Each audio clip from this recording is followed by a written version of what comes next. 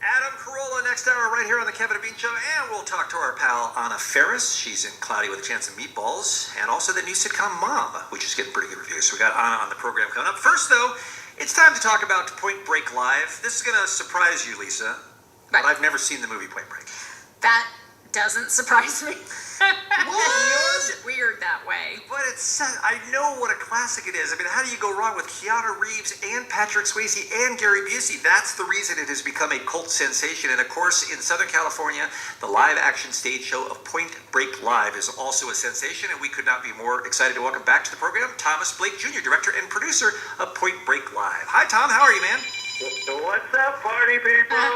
Hey, Tom. Do you ever run into people like me? You ever run into people like me who have never seen Point Break, and does that disappoint you as a human?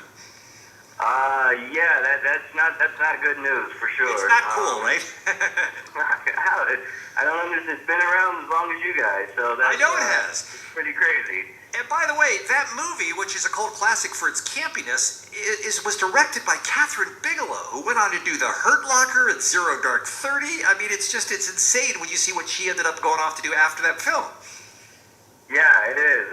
Yeah, she went on to do a lot of things, and she's actually come to the show a long time ago and saw it and loved it. So that was a pretty special guest that we had. Yeah, no kidding. You had her, you had Busey came to see it. Tell folks who haven't yet heard about Point Break Live what it's all about, because it is pretty awesome.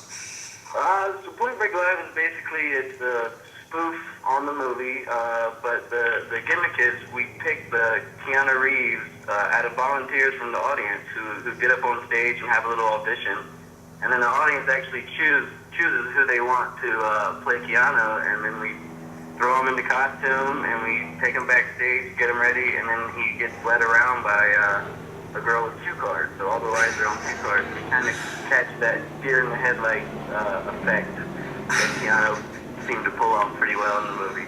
Now, you've probably done the show hundreds of times throughout the years. What percentage of the time is the person you pull up out of the audience cold to read those cue cards? Does he turn in a better performance than the real Keanu Reeves in the movie? Oh man, I hope Keanu isn't listening. You really can't go wrong with it. It's one of those scripts and one of the characters that it's like people always say, is it going to be risky to do this? But you can't really go wrong. Every time it's a different guy, and every time they all are not really knowing what's going on, and it's about perfect. All right. Now, Point Break Live, we're going to talk about the new show in a minute, but Point Break Live, which is, by the way, back on stage this weekend at the Dragonfly in Los Angeles. Tickets are available through brownpapertickets.com if you want to see it or maybe even be in it. There are shows on Saturday and Sunday, and you're playing in October. It's been all over the country, right? You've been to New York, you've been to San Francisco. I know it played in Seattle. I mean, but it seems like Los Angeles has had the most performances and the longest run.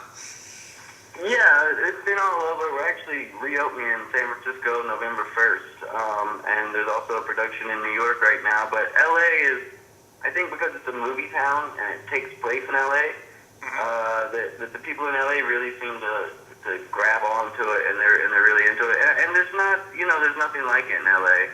There's nothing like it in the world, I don't think, but especially in LA where you don't get a lot of theater, and you definitely don't get crazy theater like this. So I think it's one of a kind experience to have out here.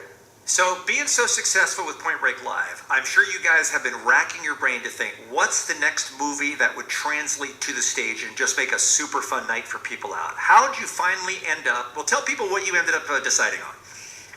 So our new production is called Terminator 2 Judgment Play, and that's very similar to Point Break Live. In this production, we pull Arnold's character of the Terminator out of the audience every night. And, everyone always said, what are you guys going to do next? What are you doing next? And it was so hard to find a movie that had so many classic lines and so much, that left such a mark on at least me as a kid, and, kids coming up in the 80s and 90s. So we chose Terminator, and it's really fun there because you have people auditioning and they do the accent, and they come out in the beginning in skin tone Spanx, and that's all they're wearing. So they get thrown backstage and then come back in basically a nude outfit with a six-pack drawn on, and they get thrown out there into the mixed, and you know, you still have the same kind of element of Arnold's a robot in the movie, so you don't have to really be that prepared. You just kind of move around like stiffly along, and it works out really well too. Now, do I read correctly that there's a super soaker involved and that people in the audience might get wet if they go to Terminator 2 Judgment Play? Actually, in both shows, there's when you come in, you get in Point Break it's called a survival kit, and in Terminator it's called a nuclear fallout pack. And yeah, that includes the poncho. So there's a lot of water, there's a lot of fake blood. There's things squirting all over the place. We use tonic water, actually glows like lasers in the black light. So for Terminator, there's laser water shooting around. And in both shows, you're wet, you're interacted with the whole time, and That's awesome. yeah, it's like punk rock theater. I'd say it's kind of like that's a fun night right there. yeah, it's like SNL meets Blue Man meets War with a action movie tied in there with it all. So that's All right, how the I like Dragonfly in Los Angeles, tickets available through this weekend's performances, brownpapertickets.com. Now, is that both shows you're staging this weekend, Point Break and Terminator 2?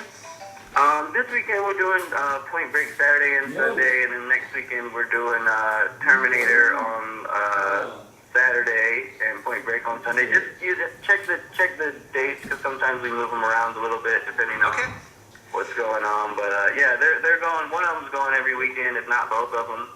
Well, congratulations on the new show, Terminator 2 Judgment Play. That is awesome that somebody can show up and end up being the Arnold Schwarzenegger character on stage. That is super, super fun. So again, Dragonfly is where it is this weekend, and brownpapertickets.com is where you go if you want to buy it and see it in person. Sounds like a super fun night out. Director and producer, Tom Blake Jr., thanks for joining us on the Kevin and Bean Show, man. We appreciate it. Thanks a lot, guys.